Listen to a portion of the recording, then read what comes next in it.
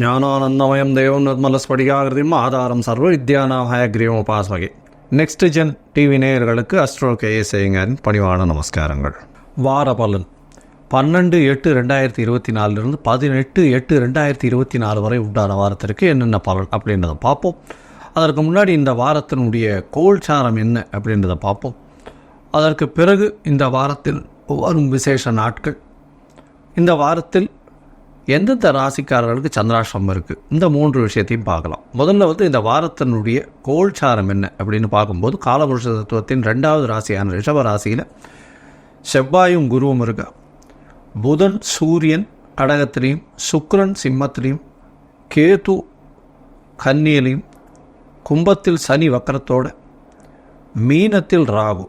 இந்த வாரம் மாற்றங்கள் என்னென்ன அப்படின்னு பார்க்கும்போது, சூரியன் 17ஆம் தேதி காலை ஒரு 6:15 மணிக்கு கடகத்திலிருந்து சிம்மத்துக்கு போகிறார். அதாவது ஆவணி மாதம் பிறகுறது. இந்த வாரத்தினுடைய ஒரு பெரிய மாற்றம் மாத கிரகமான சூரியன் மாறுறது. இந்த வாரத்தில் பார்த்தடையானால் சந்திர பகவான் சுவாதி நட்சத்திரம், அதாவது இந்த வாரம் ஆரம்பிக்கும்போது துலா ராசியிலிருந்து ஸ்ரவண நட்சத்திரம் வரலும் போகிறார், மகர ராசி வரலும் போகிறார். அதாவது சுவாதி அப்படின்னு சொல்லக்கூடிய துலா ராசியிலிருந்து துலாம், விருச்சிகம், தனுசு, மகரம் 4 ராசிக்கு போகிறார் இந்த வாரம்.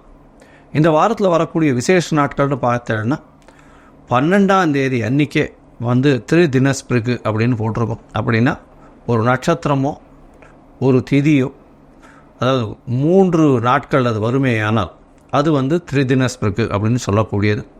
ஒரே நட்சத்திரம், ஒரே தீதி, ஒரே யோகம், அந்த மாதிரி வந்தது ஏனால் இந்த மாதிரி திரிதினஸ்பிருக்குன்னு சொல்லக்கூடியது. இன்னைக்கு பார்த்தாலேனா சுவாதி நட்சத்திரம் கிட்டத்தட்ட ஒரு 1.25 நாழிகை இருக்கும். அது 10ஆம் தேதி அன்னைக்கு, அதாவது 11ஆம் தேதி அன்னைக்கு அதிகாலை, அதாவது சூரிய உதயத்திற்கு முன்னாடினா 10ஆம் தேதி கணக்கு வரும் தமிழில். சூரிய உதயம் டு சூரிய உதயம் தானே, அதனால் முந்தின நாள் வரும். அதற்கப்புறம் 11ஆம் தேதி அன்னைக்கு சூரியன் உதிச்சதுக்கப்புறம் 60 நாழிகை சுவாதி நட்சத்திரம். அதுக்கப்புறம் இன்றைக்கி ஒரு 12ஆம் தேதி அன்றைக்கி ஒரு 1.25 நாழிகை இருக்கிறதுனால திரிதினஸ்பிருக்குன்னு சொல்லக்கூடியது. 3 நாட்கள் ஒரே நட்சத்திரம் வர்றதுனால இது சொல்கிறது. இதனால் என்ன அப்படின்னா இது என்ன ஒரு நல்ல விஷயம் பண்ணுறதுக்கு இந்த நாட்களை தவிர்க்கிறது ரொம்பவும் நல்லது. அதாவது நல்ல விஷயம்னா வீட்டில் ஏதாவது விசேஷங்கள் கொண்டாடணும்னா அதை தவிர்க்கிறது நல்லது. சரி, இந்த வாரம் பார்த்தோம்னா 15ஆம் தேதி, அதாவது 15/8/2024 அன்றைக்கி ஸ்மார்த்த ஏகாதசி. ஸ்மார்த்த ஏகாதசினா என்ன அப்படின்னு பார்த்தோம்னா, தசமி கார்த்தால ஒரு 2 நாழிகையோ இல்லை 7 நாழிகை 10 நாழிகை வரலும் இருக்கும். அதற்கு பிறகு ஏகாதசி வரும். இது ஸ்மார்த்த ஏகாதசின்னு சொல்லக்கூடியது. வைஷ்ணவ ஏகாதசி அடுத்த நாள் வருது. வைஷ்ணவ ஏகாதசியில் என்னென்னா பொழுது விடியும் பொழுதே ஏகாதசியில் விடியணும்.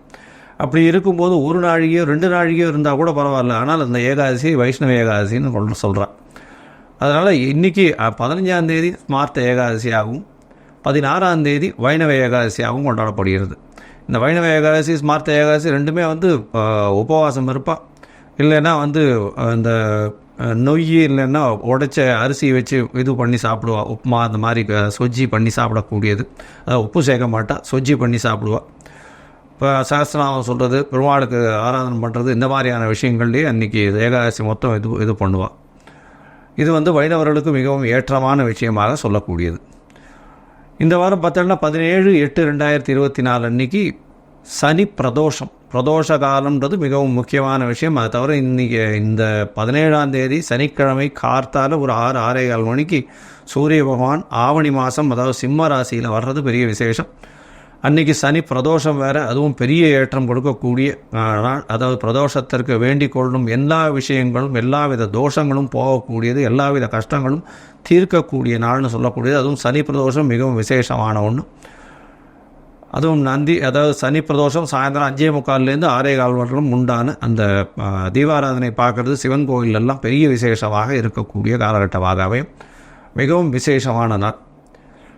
அதற்கு பிறகு 18ஆம் தேதி ஞாயிற்றுக்கிழமை பார்த்தோம்னா ஸ்ரவண நட்சத்திரம், திருவோணம், அதாவது ஸ்ரவண விரதம் வருது. அன்றைக்கி ஸ்ரவண விரதம், அதாவது உத்திராட நட்சத்திரமும் இருக்குது. ஒரு 10 நாழிகை அதற்கு பிறகு ஸ்ரவண நட்சத்திரம் வருது.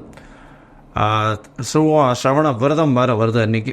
அதனால் திருவோண விரதம் வைணவர்களில் ரொம்ப பிரசித்தி. அவர்கள் திருவோணத்திற்கு விரதம் இருப்பார்கள். திரு என்ற அடைமொழி கொண்ட 2 நட்சத்திரங்கள், ஒன்று திரு ஆதிரை, மற்றொன்று திரு ஓணம். இந்த 2த்துக்கு தான் வந்து ப்ரிஃபிக்ஸ் வந்து திருன்னு ஒரு உயர்ந்த நட்சத்திரமாக சொல்லக்கூடியது. அதனால் திருவோணத்திற்கு உபவாசம் இருக்கிறது பெரிய விசேஷம், பெருமாளுக்கு நல்ல ஒரு பெரிய ஏற்றம், கைங்கரியம்னு சொல்லக்கூடியது. சரி, இந்த வாரம் எந்தெந்த ராசிக்காரர்களுக்கு சந்திராஷ்டமம்னு பார்த்தோம்னால் மீனம், மேஷம், ரிஷபம், மிதுனம், இந்த 4 ராசிக்காரர்களுக்கும் சந்திராஷ்டமம்னா உங்களுடைய ராசிக்கு 8ஆம் இடத்துல சந்திர பகவான் போகிறது சந்திராஷ்டமம்னு சொல்கிறோம். மதிகாரகன் மயங்கி நிற்க, அதாவது மயங்கக்கூடிய காலகட்டம், 8ஆம் இடத்துல மறைஞ்சி இருக்கக்கூடிய காலகட்டத்தில் எந்த ஒரு விஷயங்களும் தவறான செயல்களில் ஈடுபடக்கூடிய வாய்ப்பு உண்டு. அதாவது செய்யக்கூடிய செயல்கள் தவறாக போகக்கூடிய வாய்ப்புகள் மிகவும் அதிகம். மயங்கக்கூடிய காலகட்டம். அதனால் புதிய முயற்சி வேண்டாம், வெளியூர் வெளிமாநிலம் பிரயாணம் வேண்டாம், யாருக்கும் ஜாமீன் கையெழுத்து போடாதீங்க, பொறுமையாக இருக்கிறது நல்லது.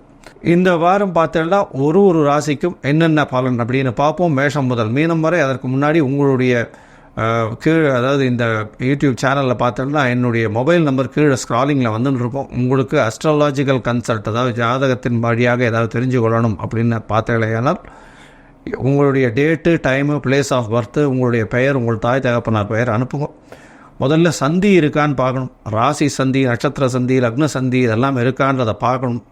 எனக்கு தெரிஞ்சு நிறைய பேருக்கு வந்து 40 வயசு 45 வயசில் வந்து இன்னும் அவள் நட்சத்திரமே சரியாக தெரியாமல், ராசியும் தெரியாமல் நிறைய பேர் இருக்கா. அவள் வந்து துலா ராசின்னு நினச்சின்னு இருப்பா, விருச்சிக ராசி விசாக நட்சத்திரத்தில் இருப்பாள், துலா ராசியில் அர்ச்சனை பண்ணிட்டு இருப்பாள். அதனால் இந்த மாதிரி நிறைய பிரச்சனைகள் இருக்குது. இந்த சந்தி பார்த்து முதல்ல வந்து சந்தியை இது பண்ணிவிட்டு அதுக்கப்புறம் வந்து உங்களுடைய ஜாதகத்தை போட்டு லக்னத்தை குறித்து அதற்கு பிறகு உங்களுடைய தசாபுக்தி அந்தரம் சூக்ஷ்மம்லாம் பார்த்து உங்களுக்கு உண்டான பலன் என்ன அப்படின்றத சொல்ல முடியும். எளிய பரிகாரங்களையும் சொல்கிறேன், அதற்கு உண்டான கட்டணம் என்னன்றதும் சொல்கிறேன். அதை நீங்கள் போட்டுவிட்டு அதுக்கு உண்டான யூடிஆர் நம்பரும் நீங்கள் ஷேர் பண்ணுங்க, உங்களுக்கு நான் அப்பாயின்மெண்ட் தரேன். சரி, இப்போ மேஷம் முதல் மீனம் வரை 12/8/2024 18/8/2024 வரை உண்டான பலன்களை இப்போ பார்க்கலாம். மீனம், பூரட்டாதி, உத்திரட்டாதி, ரேவதி இந்த 3 நட்சத்திரம் 9 பாதங்களை கொண்ட ராசி. ராசியின் அதிபதி அப்படின்னு சொல்லக்கூடியவர் குரு பகவான். ராசிக்கு 3ஆம் இடத்துல செவ்வாயோட சம்பந்தம். அதாவது உங்களுடைய ராசிக்கு 2ஆம் அதிபதியும் சொல்லக்கூடிய தனஸ்தான அதிபதியும் தன காரகனான குரு பகவானும் 3ஆம் இடத்துல முயற்சி ஸ்தானத்தில் போய் இருக்கிறது பெரிய விசேஷம்.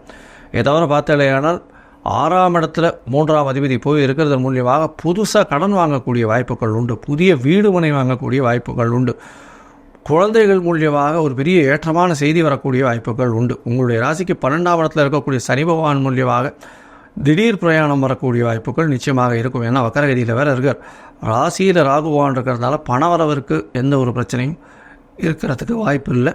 சப்தமத்தில் வந்து கேது பகவான் இருக்கார். 7ஆம் இடத்துல இருக்கக்கூடிய கேது பகவான் சிறு பிரச்சனைகளை பார்ட்னர்ஷிப்பில் உருவாக்குவார். கணவன் மனைவி இடையே பிரச்சனைகளை உருவாக்கக்கூடிய வாய்ப்புகள் உண்டு.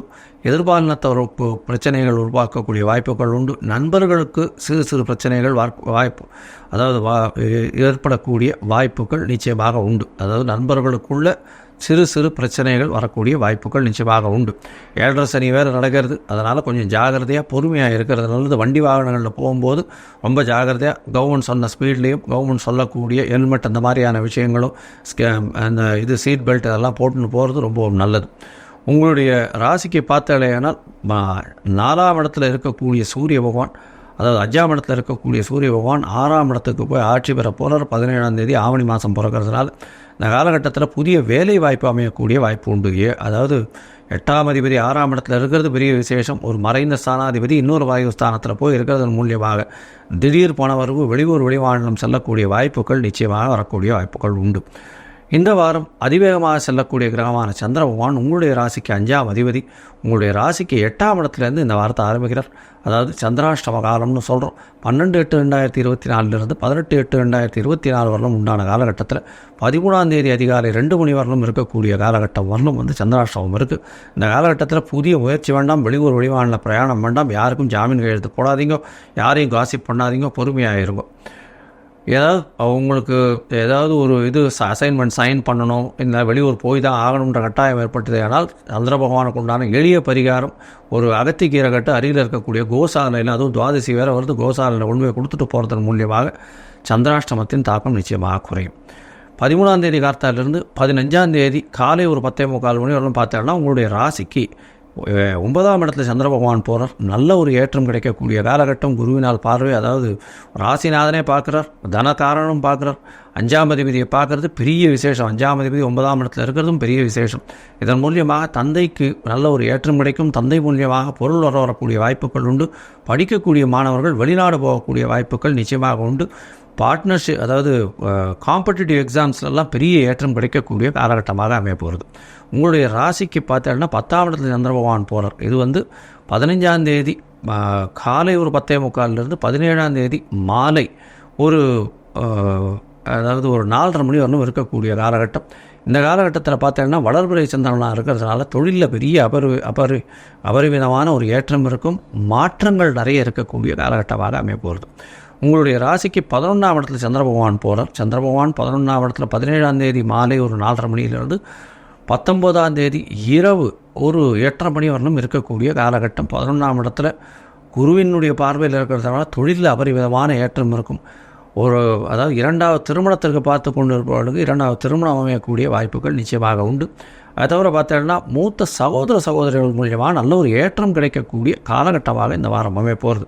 மொத்தத்தில் இந்த வாரம் பார்த்தீங்கன்னா இந்த பேங்கிங் செக்டரில் ஒர்க் பண்ணுறவங்க, கோல்டு செக்டரில் ஒர்க் பண்ணுறவங்க, கோல்டு ஆசாரிகள், இவாளுக்கெல்லாம் பெரிய ஏற்றம் கிடைக்கக்கூடும். அதை தவிர இந்த கணித நிபுணர்கள், வங்கி கணக்கில் இருக்கிறவங்க, அக்கௌண்ட்ஸ், காமர்ஸ், ஸ்டாட்டிஸ்டிக்ஸில் இருக்கிறவங்க, இவாளுக்கெல்லாம் ஆசிரியர்கள் சொல்லிக் கொடுக்குறவாளுக்கெல்லாம் பெரிய ஏற்றம் கிடைக்கக்கூடிய காலகட்டமாக அமைய போகிறது. இந்த வாரம் நீங்கள் அருகில் இருக்கக்கூடிய, அதாவது கிருஷ்ணர் கோவிலுக்கு போயிட்டு வாங்க, ஆலிலை கிருஷ்ணர் போய் சேவிச்சுட்டு வாங்க, இல்லை பாலகிருஷ்ணர் போய் சேவிச்சுட்டு வாங்க. நல்ல ஒரு ஏற்றமும் மாற்றமும் உங்களுடைய வாழ்வில் நிச்சயமாக வரும். லோகா சமஸ்தா சுகினோ பவந்து. நன்றி, நமஸ்காரம்.